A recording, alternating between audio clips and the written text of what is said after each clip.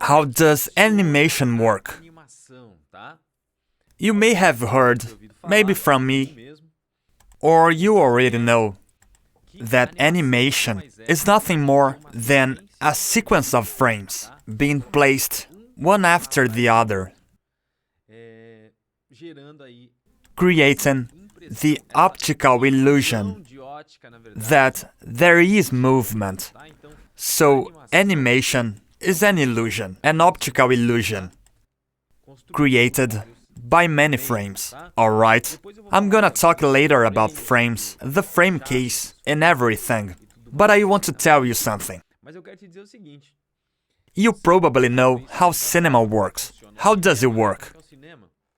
We have several registries, like as if there were many pictures.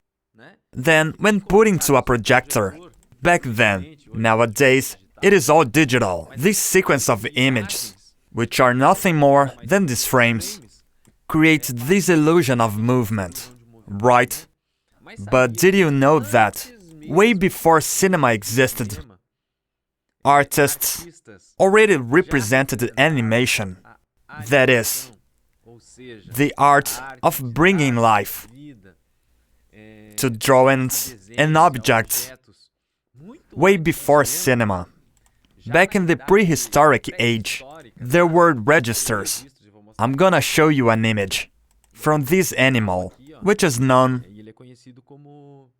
for having 8 paws. But actually, it's not 8 paws. As you notice, some of them are stronger and others are weaker. This is nothing more than a representation of animation, as if this boar was running. As you can see its movement, with only one illustration, a still image dating 12,000 BC.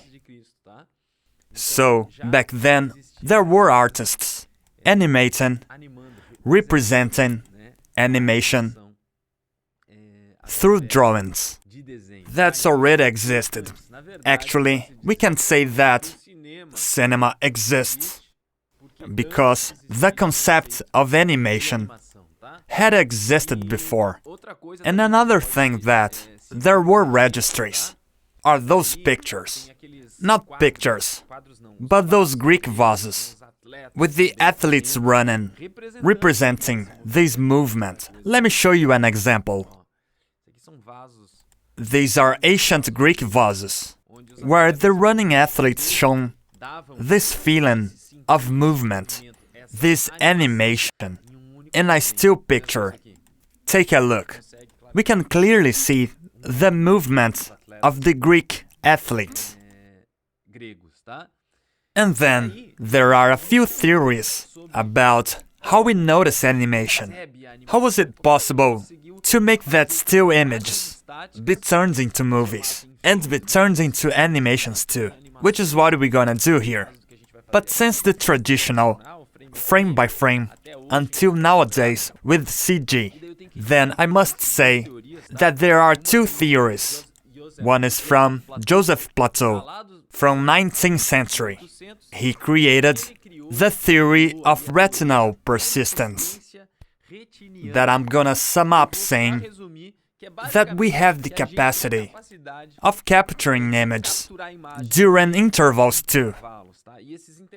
And according to him, these intervals are about 1/10 of a second. So anything faster than 1/10 of a second, we can't notice. That's why, when we have a frame repetition faster than 1/10 of a second, we can't notice.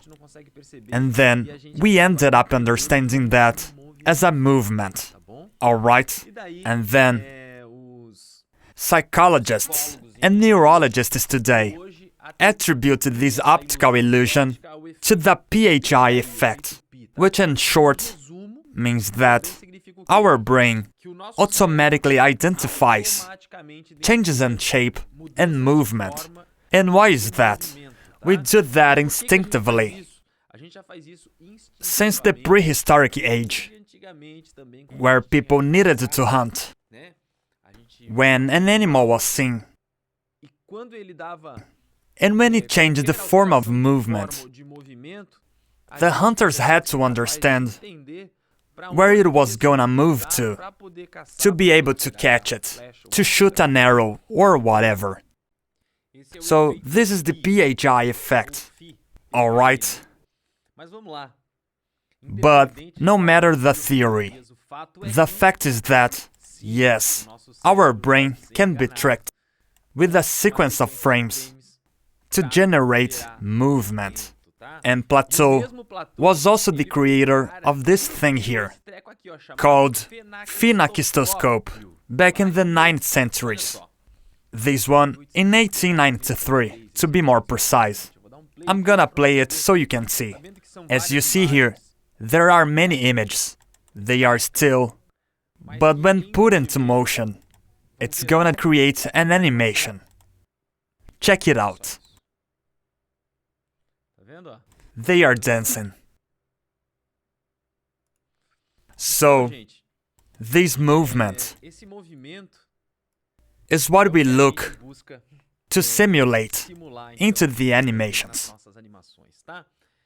I don't know if you played that when you were a small child. I've separated here. Where is it? Oh, it's here, to show you what I did as a child. And you have probably done that too. I created 2 drawings. One of them is a stick man standing up, and another one with a stick man crouched. Have you ever done that? Just let me see if I can show you this in the cam.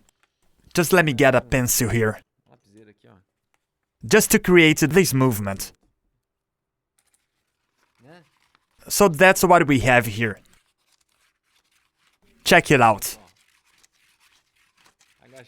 Who's never played with this? Sometimes I used to draw the stickman doing kick-ups and everything, but that is just to prove that we can see animation in still frames.